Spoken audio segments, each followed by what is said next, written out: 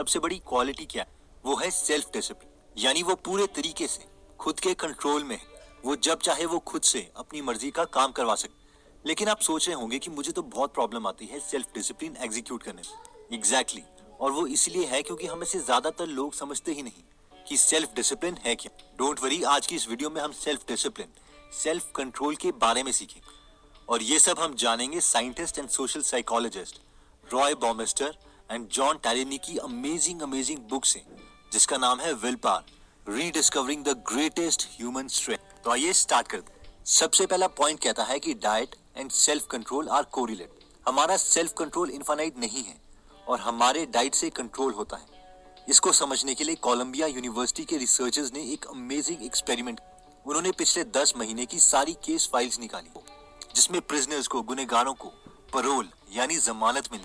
अब सवाल आपसे ये है कि मान लीजिए आप जज के पास कोर्ट में जाते हैं जमानत, तो कितने चांसेस है कि आपको जमानत मिल जाए? एक्चुअल में साइकोलॉजिस्ट ने सेम टाइप के केस देखे जिसमें सेम टाइप के प्रिजनर्स, जैसे जिन्होंने फ्रॉड किया था, उनके केसेस की सुनवाई होनी। साइकोलॉजिस्ट ने उनके केसेस के टाइम नोटिस किए और देखा कि अगर जस्ट लंच से पहले किसी प्रिजनर का केस जज सुनते हैं तो 10% से भी कम चांस है कि जज उसे जमानत दे, और अगर जस्ट लंच के बाद जज किसी प्रिजनर का केस सुनते हैं तो 65% चांसेस हैं कि उसे जमानत मिल जाए। आप सोच रहे होंगे कि ऐसा क्यों? एक्चुअल में होता यह है कि हमारा सेल्फ कंट्रोल लिमिटेड है। जज जब भी किसी को जमानत दे रहे होते तो उनके ब्रेन में यह विचार होता है कि कहीं जमानत के बाद ये इंसान दोबारा गुनाह ना कर ले, जिसके लिए उनकी बहुत मेंटल एनर्जी कंज्यूम होती है। और क्योंकि खाने से पहले उनके ब्लड में ग्लूकोज कम है, तो जजेस अपनी बची हुई एनर्जी इस मेंटल थिंकिंग में वेस्ट नहीं करना चाहते और वो प्रिजनर की जमानत कैंसिल कर देते हैं ताकि वो दोबारा से जेल में चला जाए और अगली सुनवाई में डिसीजन लिया जाए। जबकि लंच के बाद जजेस की ब्लड स्ट्रीम में ग्लूकोज ज्यादा है, इसलिए वो ये मेंटल एक्सरसाइज करने के लिए रेडी होते हैं और इसीलिए वो प्रिजनर को जमानत मिलने के चांसेस इंक्रीज हो जाते हैं। इतना ही नहीं, इस कॉन्सेप्ट को प्रूव करने के लिए रिसर्चर्स ने एक और अमेजिंग एक्सपेरिमेंट किया था जिसमें दिखाया कि छोटे छोटे डिसीजन भी हमारे सेल्फ डिसिप्लिन को कैसे अफेक्ट कर देते। फॉर एग्जांपल, उन्होंने स्टूडेंट्स को 2 ग्रुप में डिवाइड किया, ग्रुप ए और ग्रुप बी। ग्रुप ए के स्टूडेंट्स को एट अ टाइम 2 आर्टिकल्स दिए गए और कहा गया कि उन्हें इन आर्टिकल्स में से एक को चूज करना है और जो वो चूज करेंगे उन्हें दे दिया जाए। आर्टिकल्स जैसे कि इन्हें कैंडल चाहिए या T shirt, black T shirt या रेड टी शर्ट, पेन या कैंडल एक्सेप्ट। गोल ये था कि ग्रुप ए के स्टूडेंट्स की ब्रेन एनर्जी यूज करवाई जाए, उनसे बार बार डिसीजन दिलवा।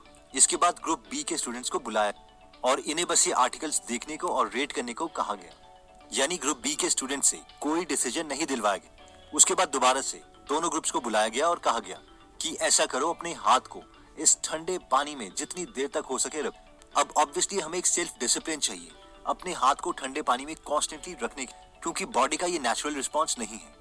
तो हुआ ये कि ग्रुप ए, जिनसे डिसीजन लिए गए थे, जिनका सेल्फ कंट्रोल जबरदस्ती खत्म करवाया गया था, उन्होंने बहुत जल्दी अपना हाथ पानी से निकाल लिया, जबकि ग्रुप बी ने ग्रुप ए के कंपैरेटिवली काफी देर तक अपना हाथ उस पानी में रखा। नेक्स्ट पॉइंट कहता है कि self control is limited. Researchers ने एक एक्सपेरिमेंट किया। उन्होंने कॉलेज से सेम इंटेलिजेंस वाले स्टूडेंट्स बुलाए जिन्हें भूख लगी, क्योंकि उनका एक मील इंटेंशनली स्किप करवाया गया था। इन स्टूडेंट्स को 2 ग्रुप में डिवाइड किया गया, ग्रुप ए और ग्रुप बी। उसके बाद रिसर्चर्स ने एक टेबल तैयार किया जिसमें नई नई चॉकलेट कुकीज बना के रखी गई थी और साथ में एक प्लेट में सिंपल गाजरें रखी, यानी रेडिश।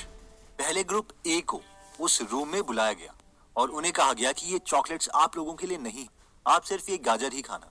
उसके बाद रिसर्चर्स उस रूम से चले गए। वहां पर बैठे स्टूडेंट्स उन अमेजिंग चॉकलेट कुकीज को देखते रहे और उन्हें उठा के स्मेल करके वापस प्लेट में रख दिया, और ना चाहते हुए भी उन्हें वो गाजर खानी पड़ी। इसके बाद ग्रुप बी के स्टूडेंट्स को उस रूम में बुलाया और उनको चॉकलेट कुकीज सर्व की गई।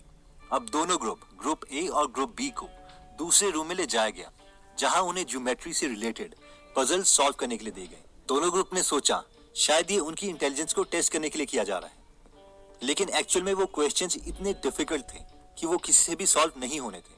और रिसर्चर्स बस ये जानना चाहते थे कि पहले क्विट कौन सा ग्रुप करता है। ग्रुप ए के स्टूडेंट्स जिन्होंने सेल्फ कंट्रोल किया था और चॉकलेट्स ना खा के गाजर खाई थी, उस ग्रुप के हर एक मेंबर ने ऑलमोस्ट 8 मिनट में क्विट कर दिया और कहा कि ये क्वेश्चंस हमसे सॉल्व नहीं हो रहे। लेकिन ग्रुप बी के स्टूडेंट्स जिनसे कोई सेल्फ कंट्रोल की एक्टिविटी नहीं करवाई गई थी, उन्होंने 20 मिनट के बाद क्विट किया यानी ग्रुप ए के कंपैरेटिवली 2.5 टाइम्स ज्यादा। तो कंक्लूजन ये है कि हम हर वक्त सेल्फ डिसिप्लिन